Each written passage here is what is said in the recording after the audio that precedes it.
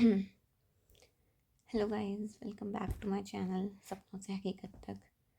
I know कि मैंने अपना वीडियो आने में थोड़ा लेट कर दिया है because I am also busy with my preparation as you guys no.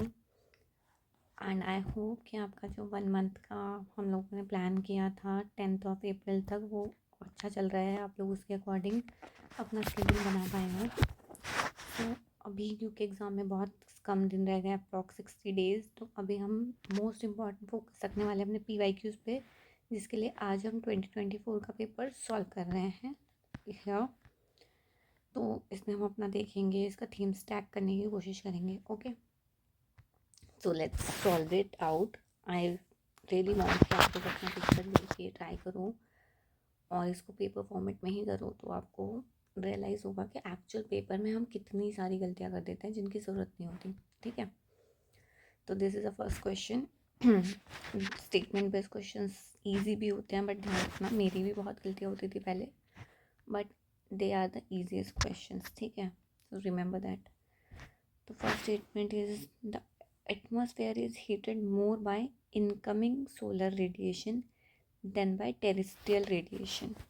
ठीक है, इसका कहना है कि आपका जो अर्थ का एटमॉस्फेयर है वो आने वाली रेस से ज़्यादा हीटेड होता है, बल्कि टेरेस्ट्रियल रेड्स जो कि अर्थ अपने आप निकालती है उसके कंपैरिजन में। और हम सबको पता है कि इनकमिंग सोलर रेडिएशन जो होती हैं वो तो ट्रांसपेरेंट होती हैं, मतलब उसके लिए तो अर्थ इज़ ट्रांसपेरेंट, उसका कोई इफेक्ट ही नहीं होता और उसको हीट अर्थ अब्जॉर्ब कर लेती है। और जब अर्थ उसके बाद उसको शॉर्ट वेव उसमें निकालती है रेडिएशंस में, तब जाके हमारा एटमॉस्फेयर हीट अप होता है। तो ये तो सिंपली गलत हो गया। ठीक है, और जब सिंपल सी बात होती है, जब आपका फर्स्ट गलत हो जाता है तो आपका answer is D, because this is the only option. ठीक है, देखा, मतलब आपको सिर्फ इतनी सी चीज़ पता होनी चाहिए थी। बाकी फिर भी हम सेकेंड स्टेटमेंट पढ़ेंगे। The carbon dioxide and other greenhouse gases in the atmosphere are good absorber for long wave radiation. आपका तो सही बात है ना, क्योंकि ये गैसेस प्रेजेंस होती हैं, इसीलिए तो आपका ग्रीन हाउस इफेक्ट बढ़ जाता है। तभी तो हम लोग को हमेशा सिखाया जाता है बचपन से कि ग्रीन हाउस गैसेस का एमिशन कम करना चाहिए। वो तो वर्थ इट है, मतलब इजी फॉरवर्ड है आपका। Second question is thickness of the troposphere at the equator is much greater as compare to the pole. Simple सी बात है, देखो आपको ये आपका डायग्राम तो हमेशा याद रहेगा कि दिस इज, सॉरी ट्रायंगल बन गया, दिस इज योर, जो हम डायग्राम पढ़ते हैं और हम लोग को कुछ ऐसा होता है। यहाँ पे आपका 18 किलोमीटर रहेगा, ये कुछ ऐसा जाता है। ठीक है, और यहाँ पे होता है आपका 8 kilometres. Thickness of the troposphere at the equator is much greater as compare to pole. Correct है ये तो, मतलब डायग्राम से भी आपको याद आ जाएगा। और आपको पता ही होगा कि पोल्स पे जो है आपका, आपने देखा होगा पोल्स पे मॉलिक्यूल, आपकी एयर मॉलिक्यूल्स इतने पास होते हैं। ठीक है, ज़्यादा एक्सपैंड नहीं कर पाते। जब भी हम क्लाइमेट्स पढ़ते हैं तो हमने वो पढ़ा है। फिर at the equator heat is transported to great height as strong conventional current.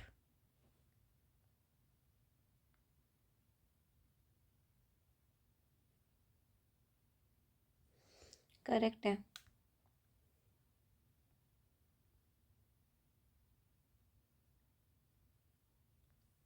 Because as comparison to here, यहाँ पे आपकी हाइट है ही ज़्यादा, तो ट्रांसपोर्ट भी आपकी हाइट ज़्यादा ही करेगी। और कन्वेंशनल करंट्स ही करते हैं आपके, स्ट्रॉन्ग कन्वेंशनल करंट्स के थ्रू ही, जितने स्ट्रॉन्ग कन्वेंशनल करंट्स होंगे उतना हाइट रेट होगा। तो ये तो मतलब करेक्ट है आपका आंसर तो। लेकिन एक सेकेंड, हमें ये देखना है कि क्या ये इसका, अब जब भी ये वाले में आपको चेक, आपको पता है कि दोनों स्टेटमेंट्स करेक्ट है, आपको चेक करना है कि इसका एक्सप्लेनेशन है नहीं। तो ऑलवेज ट्राई कि आप यहाँ पे बिकॉज लगा के पढ़ो। तो अब जब आपको पढ़ोगे ना तो आपको एक इंस्टिंक्ट आएगी कि this is the reason or not. तो try to read it thickness of the atmosphere at the equator is much greater as compared to poles because at the equator heat is transported to great height by strong conventional current. देखो अगर ये reverse होता ना कि ये ऊपर होता और आपका ये वाला आंसर नीचे होता तो हम कह सकते थे this is the reason, but I don't feel that this is the explanation. ठीक है, तो I will go with the B. इसको हम अभी चेक कर लेंगे. ठीक है, फिर आपका थर्ड क्वेश्चन आया, how many of the above are products of volcanic eruptions. ठीक है, तो फर्स्ट ऑफ ऑल जब ये ऐसे टाइप के क्वेश्चन आते हैं ना तो इसमें किसी एक को काटना बहुत मुश्किल होता है.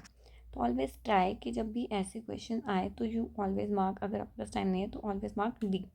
मतलब लाइक अगर पॉजिटिव, क्योंकि आप क्या करोगे, देखो डस्ट आपको पता होगा, ऐश पता होगा, पायरोक्लास्टिक पता होगा, नाइट्रोजन और सल्फर कंटेंट वैसे तो ये होते हैं, मतलब ऑप्शंस बिट इजी. बट अगर कुछ और भी दे दे वो, तो और कोई ऐसी चीज़ दे दे जो आपने नहीं सुनी है. हो सकता है किसी ने पायरोक्लास्टिक डेब्री ना सुना हो, वैसे तो डेब्री से हम समझ जाएंगे, और किसी को इन दोनों में कन्फ्यूजन हो तो always try to mark it all. ठीक है, तो इससे आपका टाइम सेव होगा और डोंट वरी, कोई डरने की ज़रूरत नहीं होती है कि कुछ गलत हो गया तो वॉट, एक दो आंसर से कुछ नहीं होता है. आपको ज़्यादा टाइम में ज़्यादा से ज़्यादा क्वेश्चन अटैम्प्ट करने हैं सो दैट आपका नेट हमेशा पॉजिटिव आए. ठीक है, तो question number 4 is which of the following is are correct inferences from isothermal maps in the month of January. ठीक है, तो आइसोथर्मल मैप्स ये आपका स्टेट फॉरवर्ड एनसीईआरटी से है. आप एनसीईआरटी की बुक में देखोगे तो उसमें आइसोथर्मल मैप्स बने हुए हैं, लाइक आपके समर्स के भी बने हैं, विंटर्स के भी बने हैं, लेकिन वही की थोड़ा ब्लर पिक्चर है, बट आपको डायरेक्शंस का आइडिया लग जाता है उससे. The isothermal deviate to the north over the ocean, to the south over the continent. The presence of the cold ocean current, Gulf Stream. देखो ये इसको आप गलत कर सकते हो क्योंकि बहुत इजीली आपको याद रह जाता है कि गल्फ स्ट्रीम जो है वो कोल्ड ओशन करंट नहीं है, वो वार्म ओशन करंट है. ठीक है, तो ये गलत हो गया.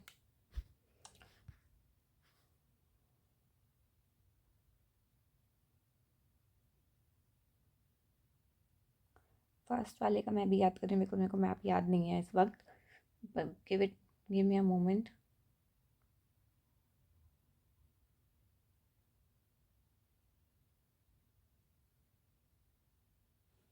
फर्स्ट तो जब भी आपको एक गलत होना तो आप इसको 50-50 है तो आपको अटेम्प्ट करना ही है.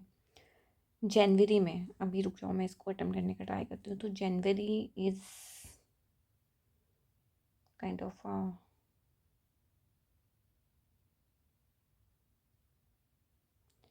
आपका कोल्ड मंथ है. नॉर्थ में आपका ITCZ ऊपर शिफ्ट होता है. ठीक है, नॉर्थ में आपका ITCZ ऊपर शिफ्ट होगा और द ओशन. हाँ, आई विल इट करेक्ट. मैं एक्सप्लेन नहीं कर पाऊँगी अभी इसको क्योंकि मेरे को प्रॉपर रीज़न नहीं आ रहा, बट मेरे को ऐसा लग रहा है कि ITCZ ऊपर शिफ्ट हो जाता है तो आपकी जो करंट्स हैं, जो आपके आइसोथर्म्स होते हैं वो भी शिफ्ट हो जाते हैं.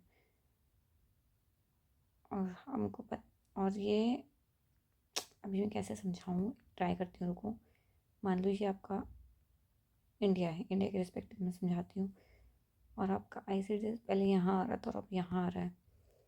तो ये वाला जो आपका मान लो कि ऐसे करके करंट जा रहा था तो वो इधर शिफ्ट होगा ना आपका. और जब भी आप मतलब मेरे हिसाब से वो वैसे ही होना चाहिए कि शिफ्टिंग ऊपर होगी क्योंकि ITCZ ऊपर शिफ्ट होता है.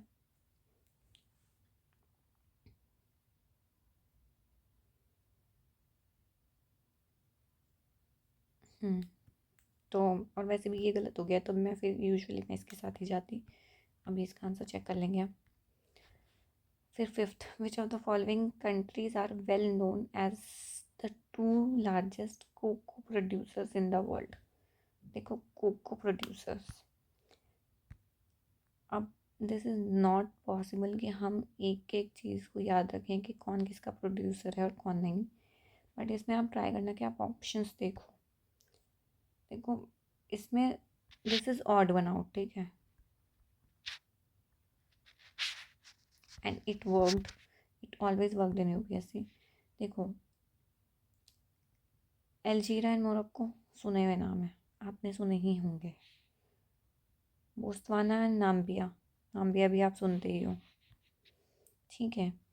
मेडागास्कर, मोजाम्बिक, इजी नेम्स है, ठीक है। घाना भी इट्स हमने सुना होता है, बट व्हाट इज़ दिस, मतलब मैं तो प्रोनाउंस भी नहीं कर पा रही हूँ। And if you are the examiner तो आप कोई एक ऐसा, मतलब अगर ये आंसर नहीं है तो आप कोई एक ऐसा कंट्री क्यों लिखोगे जिसे आप प्रोनाउंस भी नहीं कर पा रहे हो।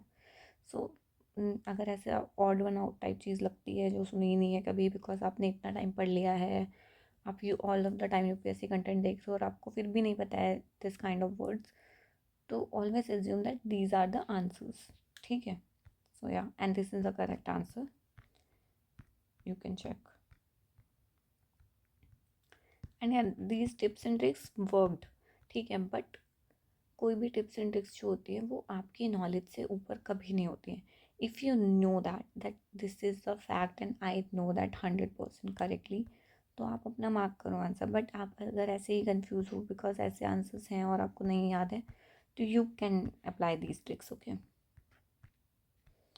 सो with reference to the Himalayan rivers going joining the Ganga downstream to Prayagraj from west to east, तो ऐसे बताना है आपको, ठीक है। इस उसमें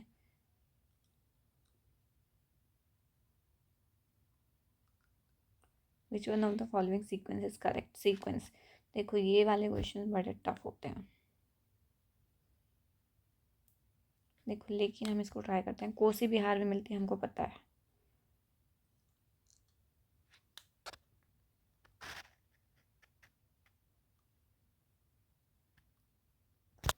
देखो Ghaghara, Gomti, Gandak,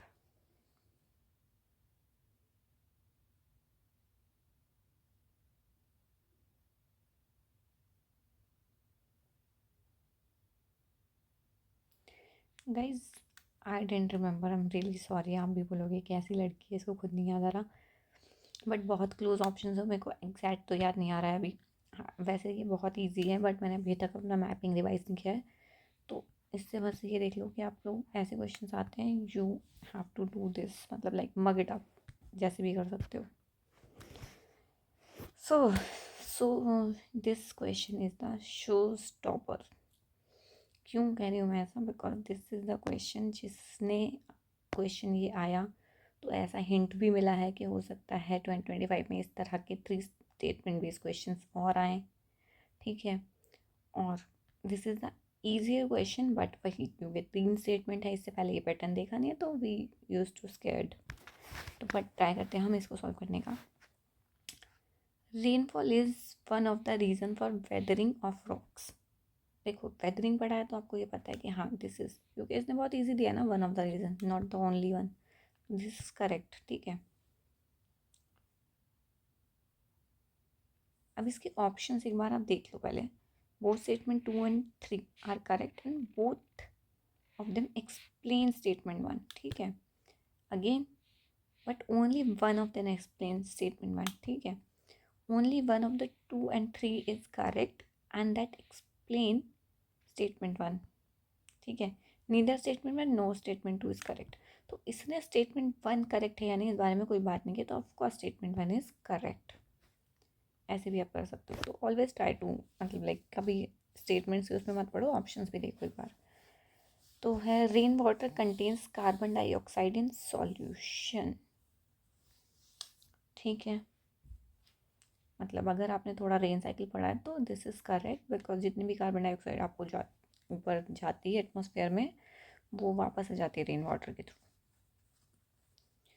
rain water contains atmospheric oxygen, again थोड़ा बहुत ऑक्सीजन होगा ही ना, मतलब इट्स अ वीक सेंटेंस, इन दोनों में कोई परसेंटेज या कुछ रेशो नहीं दिया है, नॉर्मल जनरल सेंटेंस दोनों करेक्ट है। देखो क्या ये दोनों रीज़न हैं?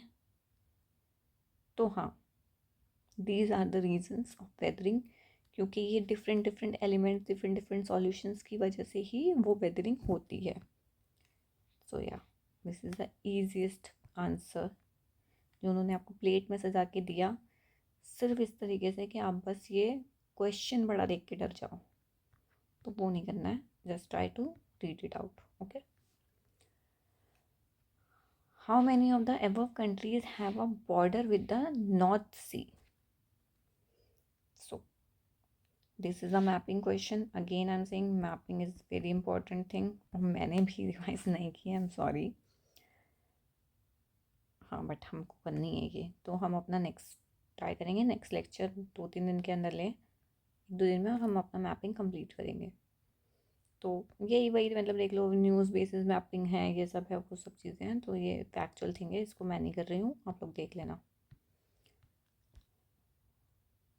तो ये वाला जो पैटर्न आया ना, ये बॉक्स वाला एंड मैचिंग वाला, ये बहुत ट्रिकी आया है इस बार, बिकॉज पहले आता था तो ऐसा 2 साइड आता था, तो इट्स क्वाइट ईजियर कि आप कर लो। बट अभी इट्स वेरी टफ कि आपको वाटरफॉल भी बताओ, उसका रीजन भी बताओ, फिर उसकी रिवर भी बताओ। तो इसके लिए मैं बोलूँगी कि गाइस, यूपीएससी बहुत टफ होता जा रहा है, you have to deal with it. कुछ भी करके करो, बट करना तो पड़ेगा। अभी याद मुझे भी नहीं, अगेन आई टोल्ड यू कि मैंने अभी मैपिंग रिवाइज नहीं किया, but will try. Guys problem यही है कि मेरे को वाटरफॉल्स तो याद नहीं है, और मैं जाऊंगी भी तो मैं इन दोनों से इसको सॉल्व करने का ट्राई करूँगी, which is not the correct option. तो हम ये मैपिंग वाला करने के बाद ये क्वेश्चंस को देखेंगे, ठीक है। So this is the question again, same box वाला thing.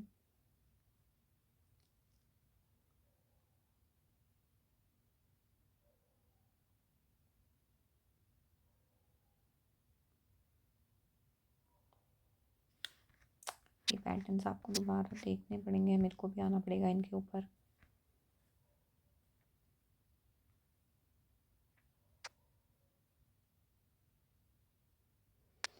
In recent past, which of the above have been constructed as greenfield project? देखो ये तो तुम लोग को मानना पड़ेगा कि इसने दिया है, तो इसने ये तीनों करेक्ट तो नहीं दिए हैं, इनमें से कोई 2 ही करेक्ट होंगे।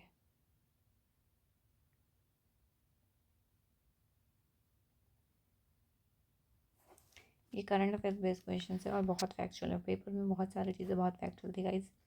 अभी फ़िलहाल हम कॉन्सेप्ट बेसिस पे बात करेंगे, और फैक्चुअल चीज़ों का will do something. With reference to water vapour, which of the following statement is are correct? It is a gas, the amount of which decrease at altitude. ठीक है, its percentage is maximum at pole. Maximum at pole water vapor. No I feel it wrong, क्योंकि poles पे तो snowfall होती है ना। वैसे ये रीज़न नहीं दे रही हूँ मैं, पर देखो पोल्स पे जो ओशंस हैं वहाँ पे वार्म एयर्स कम है, एब्जॉर्प्शन कम होगा, ऊपर वाटर वेपर ऑलरेडी कम जाएगा, और पोल्स पे मोस्टली ग्लेशियर्स मिलते हैं, पोल्स की साइड पे। और जो आपका इक्वेटर वाला साइड है वहाँ पे पानी भी बहुत है, मॉइस्चर बहुत है, वहाँ पे हीट भी ज़्यादा है, एब्जॉर्ब ज़्यादा होता है। तो ये कैसे कह रहा है कि पोल पे ज़्यादा परसेंट है? No, this is wrong. तो this is wrong, this is wrong. अब आपका 2 हो गया।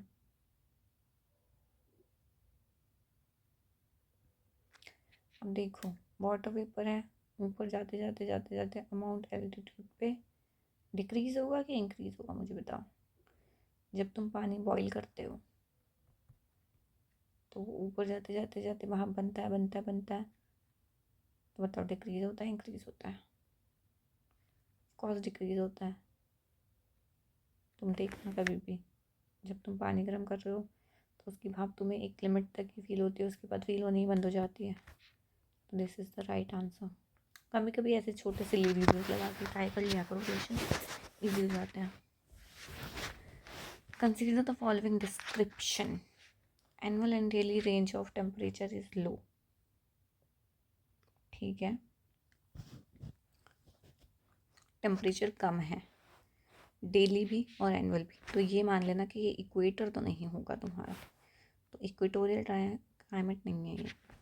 Precipitation occurs throughout the year. ठीक है, humid subtropical China marine west. Precipitation varies between 52 to 50।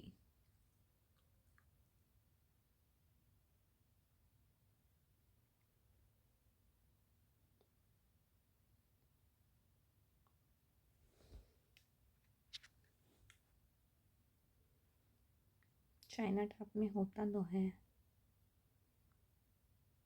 Precipitation throughout the year.